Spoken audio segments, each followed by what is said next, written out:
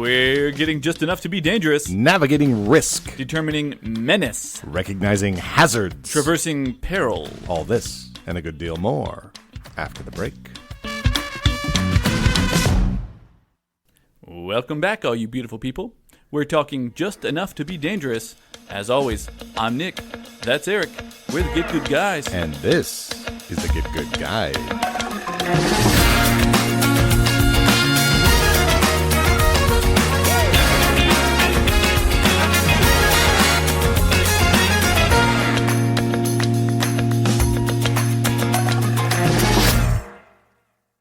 Welcome on in, my friends. Appreciate you taking the time. How are you? Good to see you. It's good to see you all on this dangerous morning. Is there any more dangerous a holiday than St. Valentine's Day? Actually, maybe not. Perhaps it's not. It's quite dangerous. And we are talking risk, menace, peril, hazards. Are you expecting me to finish that? I was hoping you would. That's an alley-oop that bounced off the backboard. Hey-o. But I was talking to somebody in the stands. We're talking about that phrase, just enough to be dangerous. When we hear that phrase at times in a pejorative, sort of negative way. Sure. Yeah. Often from people in that greatness trap, right, who are trying to differentiate themselves from people who are good or less than. We're going to delve into a little bit today what that difference looks like between dangerous and good, because they're nowhere near the same. Right. Yeah. If you are good at something in the sort of get good guide way, you are probably well past the phrase, just enough, knowing just enough to be dangerous. Yeah. Perhaps there is even as much difference between dangerous and good as there is between good and great. Yeah, for sure. And I think it's worth noting on that subject that one of the great things is that to move from dangerous to good isn't so insanely broad as going from good to great. Right. So you can make it past that realm, but your abilities, like this level of your ability, is what will be kind of even there. Yeah. A few examples. Yeah, let's do it. We have a few ones. The ATV versus dirt bike example. And this was an example that I was taught when I was a much younger, better looking man. Remains to be seen. By a guy named Charles, who we were working on a case together, and he sort of explained, hey, look, there's a lot more accidents, really terrible injuries on ATVs than dirt bikes. Sure. And that's a little bit counterintuitive, or at least it was for me. And he sort of said, but the reason for that is because you can hop on an ATV with no ability, no training, roll the throttle forward, and you're going at top speed immediately. Whereas with a dirt bike, even though it seems like it would be more dangerous. Right, at first look, it's like, oh, well, this is way more dangerous. Of course I can fall off this easier. Right. But you need a level of skill and capacity to even get it up to speed. Sure. And so there are far fewer catastrophic injuries on dirt bikes than ATVs. Yeah, because as your skill with being able to even use the piece of equipment grows, that danger tends to lessen. Yeah. Right? And so there are probably a list of skills, a number of things where the activity itself sort of either protects you or puts you at risk by its very nature. Has some inherent dangers or not. Right. So when you're undertaking something, you may want to take a moment and look at it and say, okay, is this am I going to be able to do a lot in this right away? Am I at risk right away? If so, you may want to sort of mitigate that risk. Yeah. The one where you're at risk right away that we talked about, the example is working with electrical. Yep. In the DIY realm. Well, in any realm, really. Sure. Right? In any realm, the risks don't go away. Your ability to manage them improves. Right. So if we were talking about like someone who has no background, no certification, trying to install a circuit breaker in their home, for instance, versus painting a room in their home. Right. Both DIY projects. You could go down to the big box store and buy the equipment. Everything you need, but one potentially can kill you, and the other one is painting a room. Right. So there's a very big difference. And one way to kind of navigate or determine the menace or hazard or peril is to look and see, okay, do we license people to do this as a society? Have we decided that we need rules? There's an inherent hazard here. We need to mitigate this danger on behalf of society.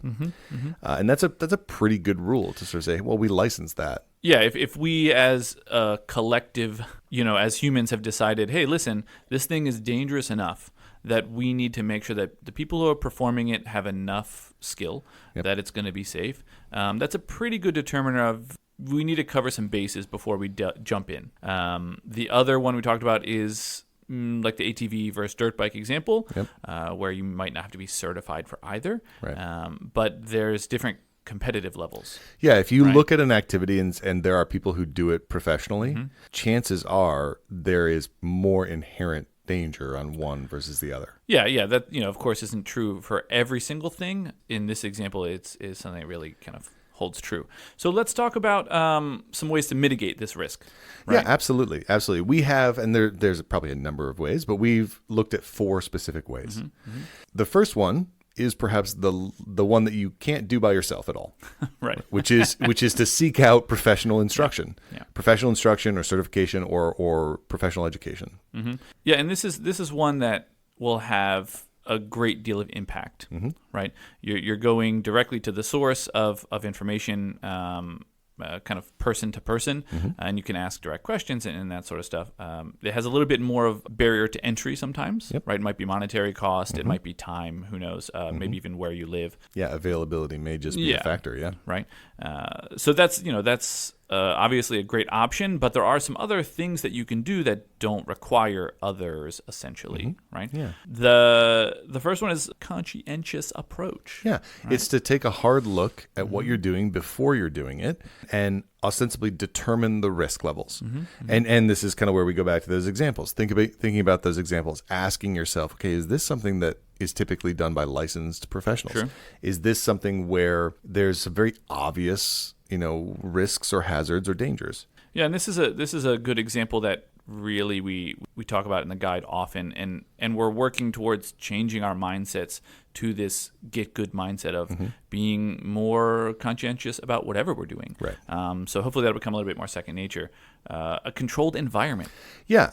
This is a really interesting one. So if you were going to take on electrical work, you could do it in a way where you had shut down power completely to the box, right? Yep. And you could have no one around while you're doing it. Even something as simple as painting a room, there are fumes. You do want to ventilate, so you wait till people are out of the house. Yeah, something like that. Open the windows, maybe. Sure. Yeah, right. Something simple. This is something even when you become more skilled, becomes doesn't go away. Yeah. Right. Like working in a lab, for instance. There's a lot of things in place to help mitigate those inherent risks. Yeah. Right.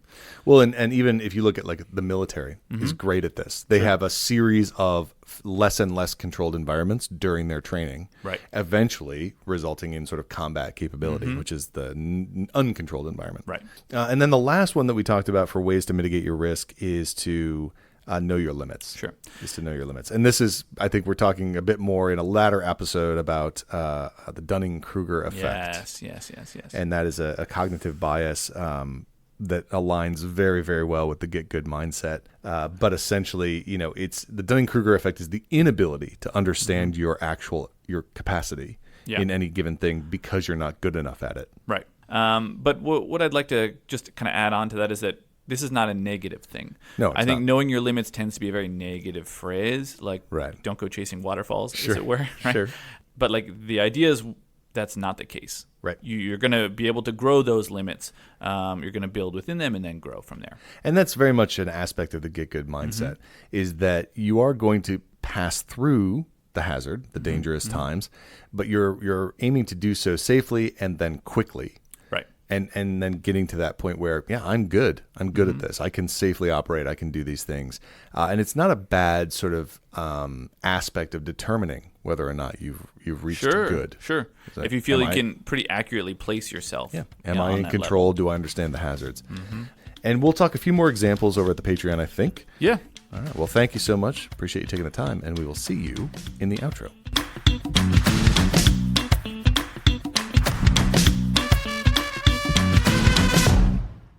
Well, gee, thanks, everybody. We sure do appreciate you taking the time on this holiday Wednesday. It is St. Valentine's Day. If you want a little bit more of that sweet, sweet Get Good Gold, head on over to Patreon, patreon.com/getgoodguide. We would love to have you join us over there. Check out the website, as well, getgood.guide, where you can find a downloadable Get Good guide. We're so happy and grateful for you taking the time. As always, I'm Eric. That's Nick. We're the Get Good guys. And this is the Get Good Guide.